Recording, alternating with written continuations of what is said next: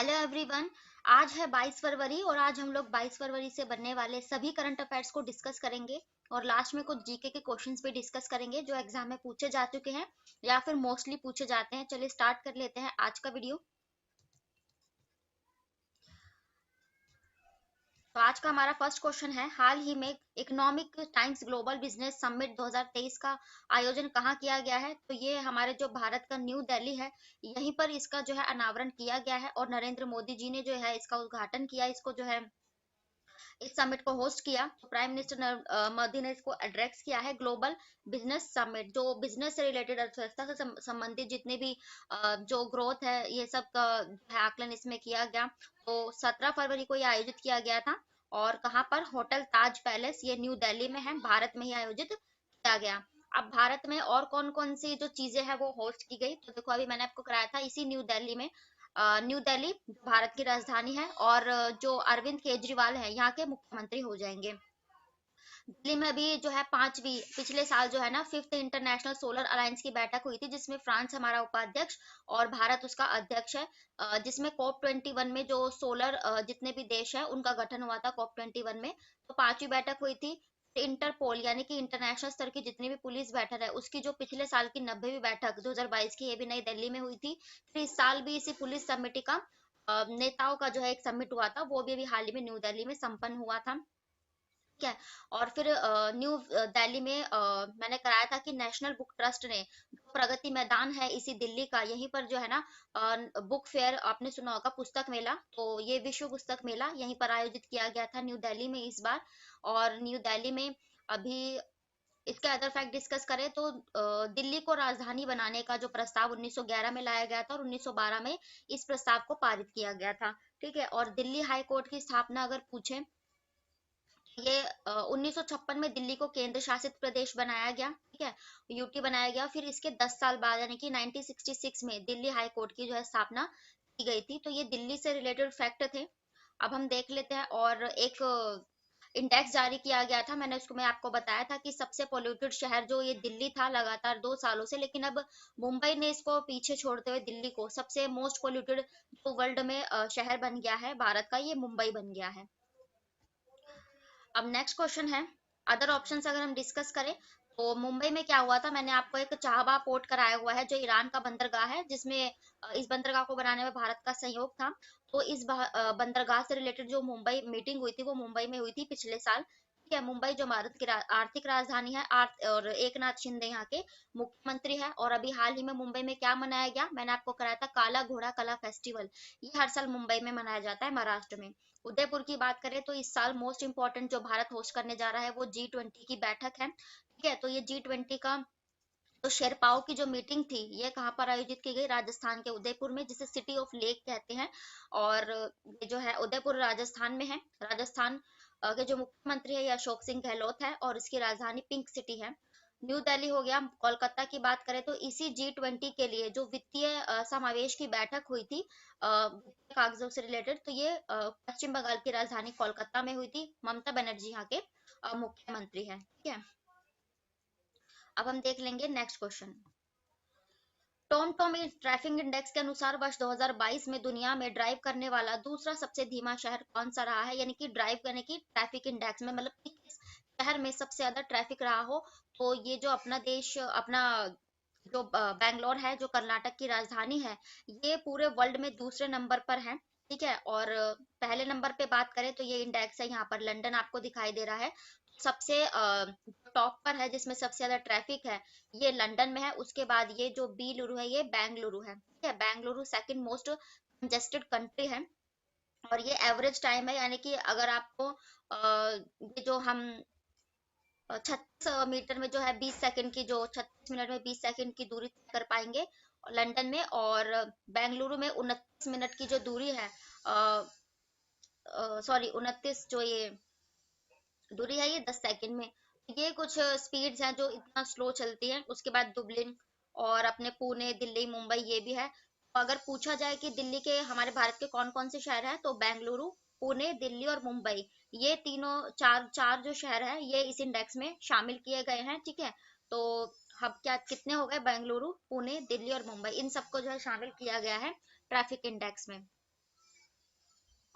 अब other option discuss करेंगे कुछ इंडेक्स से ही रिलेटेड, जैसे Vienna. Vienna most liveable city थी 2022 की, यानी कि रहने के लिहाज से अगर कोई वहां पर रहना चाहे तो वियना, जो ऑस्ट्रिया की राजधानी है, यूरोप के एक जो है शहर है, तो वहां पर ये रहने के लिहाज से सबसे अच्छी सिटी है। लाहौर की बात करें तो अभी एक इंडेक्स जारी किया गया, जिसमें ये जो लाहौर है, इसी में सबसे ज्यादा जो दुनिया में पहले नंबर पर प्रदूषित है, वो अपना ये लाहौर हो जाएगा। ठीक है, सबसे ज्यादा प्रदूषित शहर ये लाहौर हो जाएगा।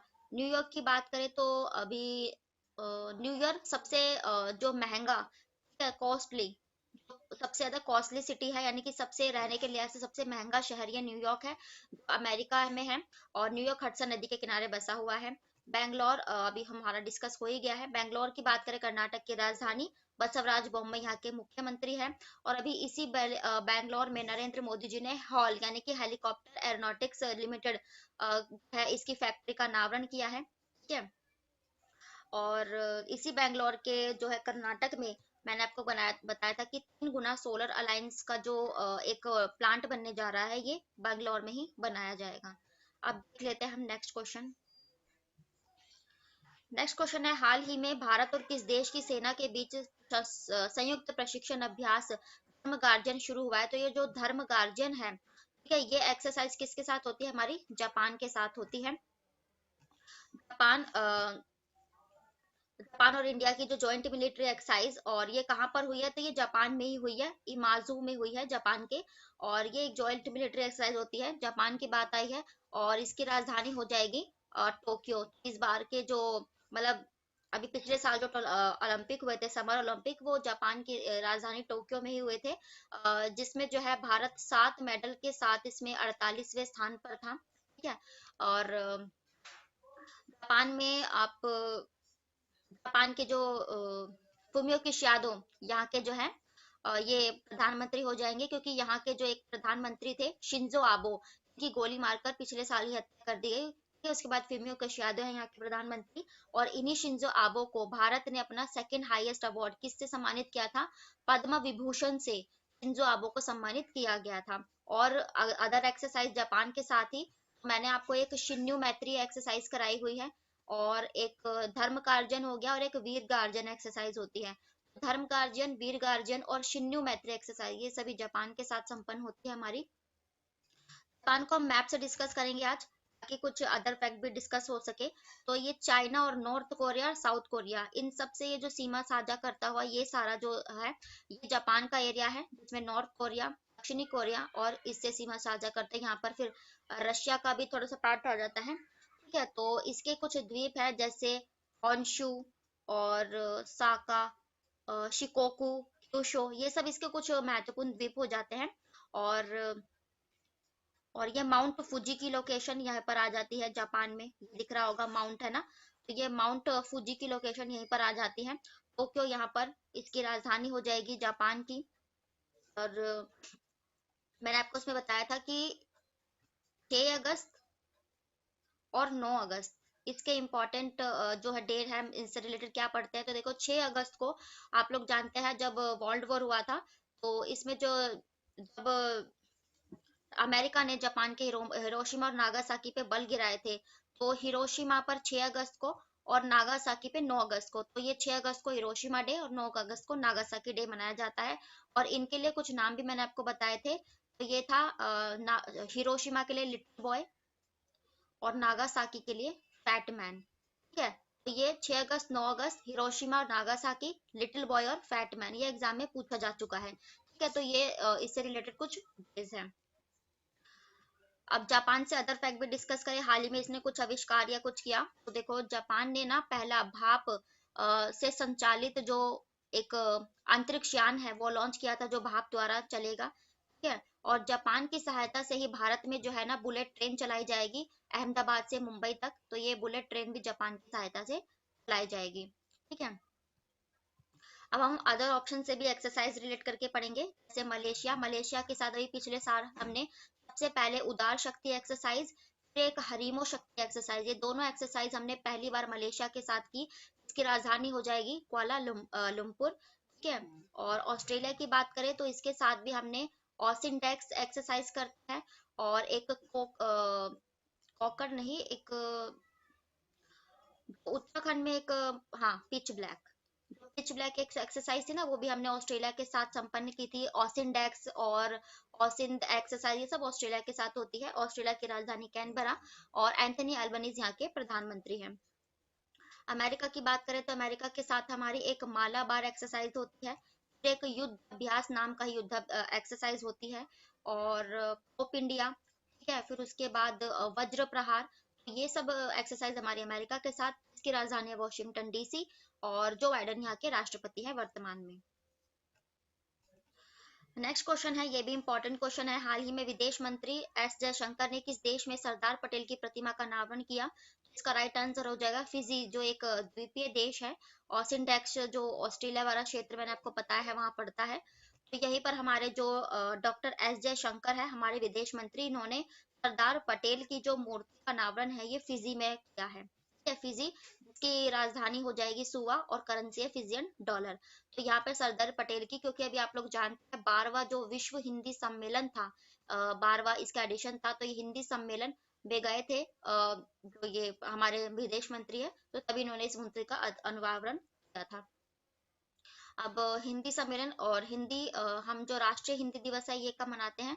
तो ये हम 14 सितंबर को मनाते हैं। और और विश्व हिंदी दिवस कब मनाया जाता है? तो ये 10 जनवरी को अभी हाल ही में हमने बनाया है।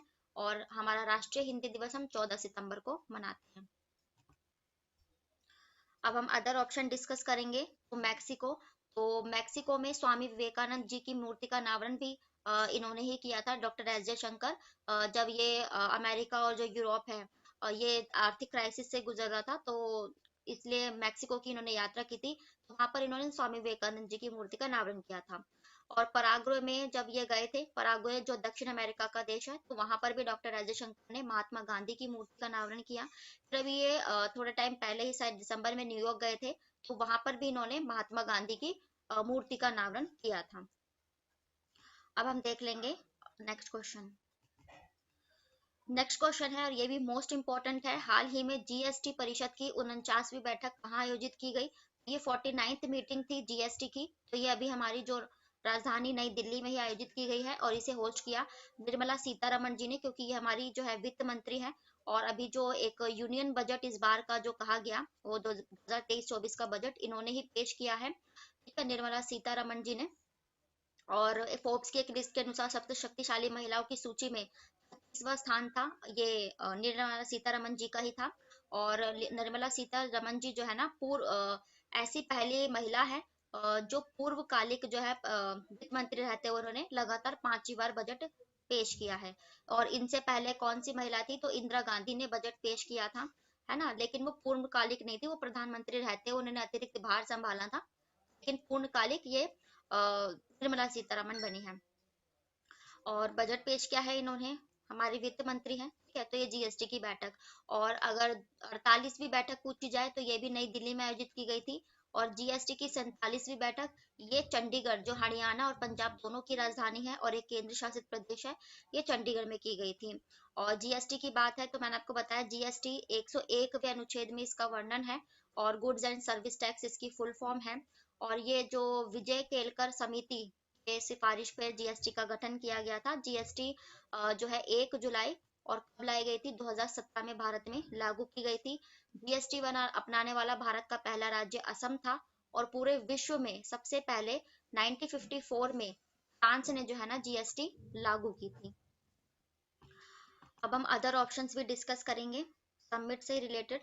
जैसे जम्मू कश्मीर अभी आपको जानते हैं खेलो इंडिया यूनिवर्सिटी गेम्स के और विंटर गेम्स के आयोजन हुए, जिसमें जम्मू कश्मीर ही जीता।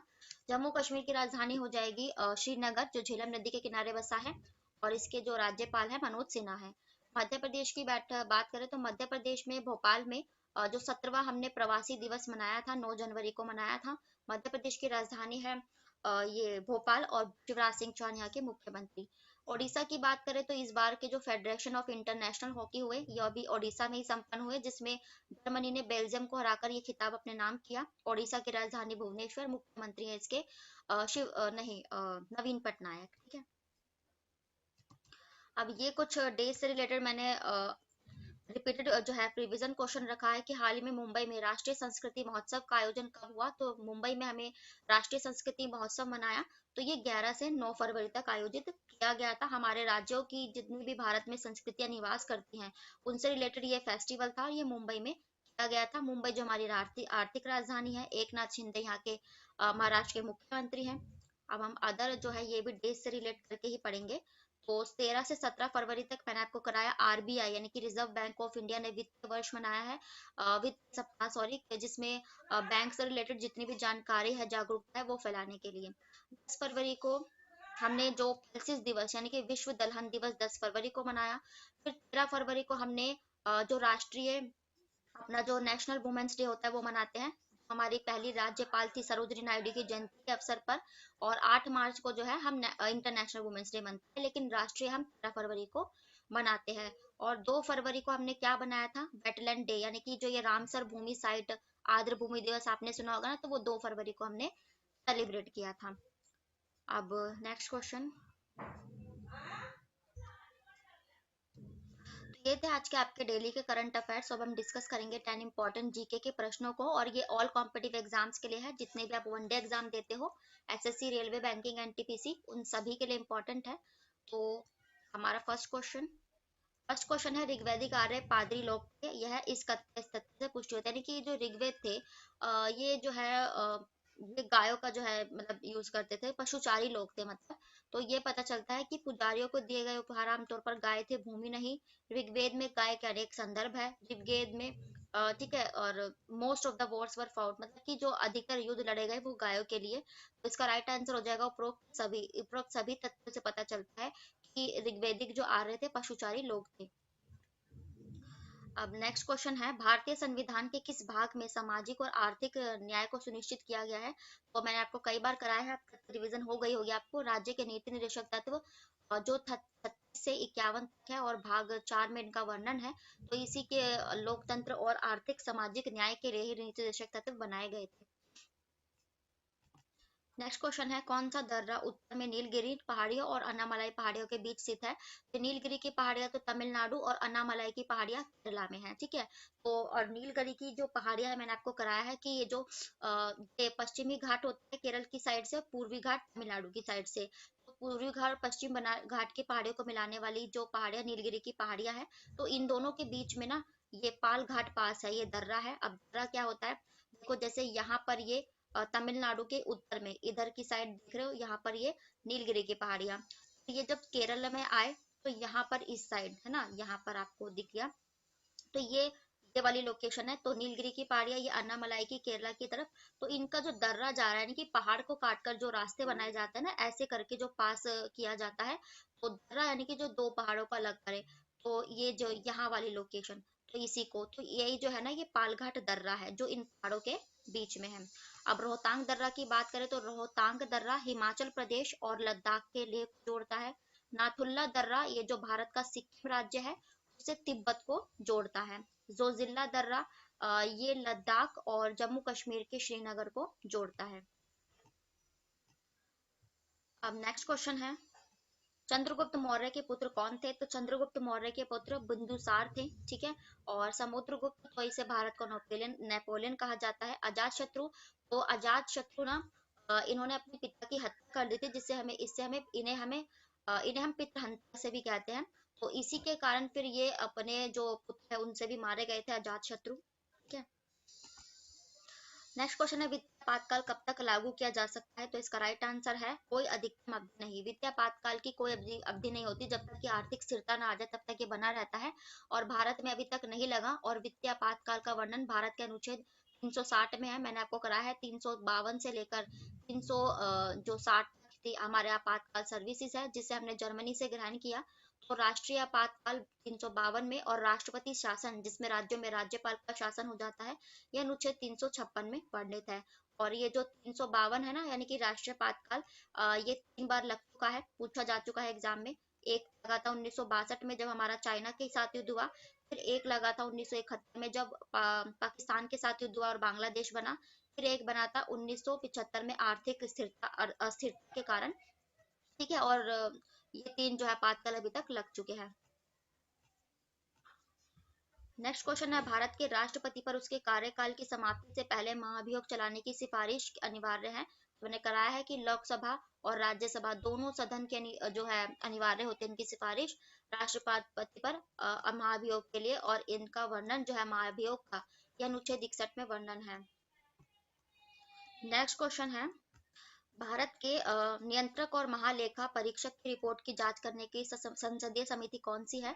तो ये लोक लेखा समिति होती है, और लोक लेखा समिति ही और लोक लेखा समिति ये लोगों के लिए होती है, और निष्पक्ष इसमें जो है होता है, इस निष्पक्ष करने के लिए ना, इसलिए लोक लेखा समिति, और जिसे आप कैग के नाम से जानते हैं, कि कंट्रोलर ऑडिटर ऑफ जनरल। और इसमें जो है ना 15 लोकसभा के सदस्य होते हैं और 7 राज्यसभा के, इसलिए ये न्यायपूर्ण समिति होती है। और नियंत्रक और महालेखा, तो इनका वर्णन कितने में है? तो अनुच्छेद 143 से लेकर और अनुच्छेद 131 तक भारत के महालेखा नियंत्रक का वर्णन है। ठीक है। नेक्स्ट क्वेश्चन है, भारतीय संघ में नए राज्यों को कौन मंजूरी देता है? तो आप लोग पता है, राज्य नए राज्य शामिल करने हो या कोई राज्य हटाना हो, उनकी सीमा तय करनी हो, इन सब से रिलेटेड जो कानून है ये संसद बनाती है, यानी कि हमारी पार्लियामेंट, क्योंकि यही सर्वोच्च कानून बनाने वाली संस्था है। इसमें राज्यों का कोई हस्तक्षेप नहीं होता, राज्य सरकार का, जैसे विधानमंडल वगैरह। तो राज्यों के लिए जितने भी मंजूरी मिलती है पार्लियामेंट से मिलती है। अब नेक्स्ट क्वेश्चन है, कश्मीरी महाडियर, यानी कि आपने कश्मीरी मृग सुना होगा, कश्मीरी हिरन, तो ये किस अभयारण्य में पाया जाता है? तो ये दचिगम, दचिगम मतलब 10 गांव होता है इसका नाम। दचिगम है, ये कश्मीर का एक सेंचुरी है, वाइल्ड लाइफ सेंचुरी। तो यहीं पर जो है ना ये कश्मीरी हिरन के लिए फेमस है। कॉर्बेट नेशनल पार्क आप लोग जानते हैं उत्तराखंड में है, और हमारा पहला जो है अभयारण्य था, जिसे अब रामगंगा नेशनल पार्क के नाम से बुलाया जाता है। और ठीक है, ये उत्तराखंड में है। और ग्रेट हिमालयन ये हिमाचल प्रदेश में है। पिन वैली भी हिमाचल प्रदेश में है।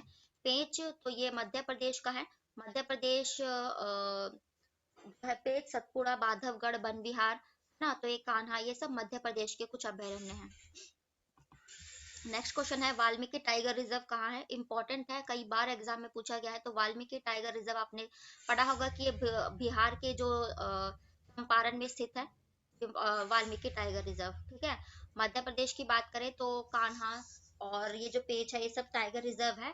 और अभी ये जो मैंने बताया पेंच जो है जलमग्न हो गया था नदी जोड़ो परियोजना से, तो इसकी जगह पर अभी एक दुर्गावती टाइगर रिजर्व भी यहाँ पर 7वां टाइगर रिजर्व है मध्य प्रदेश का बनाया गया। राजस्थान में एक रणथंभौर, ठीक है, फिर सरिस्का हो गया।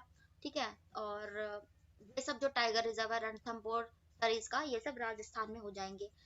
छत्तीसगढ़ में आप एक कांगेर घाटी नेशनल पार्क, फिर एक लेमरू नेशनल पार्क, और इंदुवती और उदंती, अचानक काल, तो ये सब आप छत्तीसगढ़ से रिलेट कर सकते हो। ये थे आज के आपके डेली के करंट अफेयर्स और स्टैटिक जीके के प्रश्न। जितने भी अदर फैक्ट या इंपॉर्टेंट मुझे करंट अफेयर्स लगे मैंने उन सभी को कवर किया है। और वीडियो पसंद आए तो प्लीज लाइक करें, कोई कंजूसी ना करें।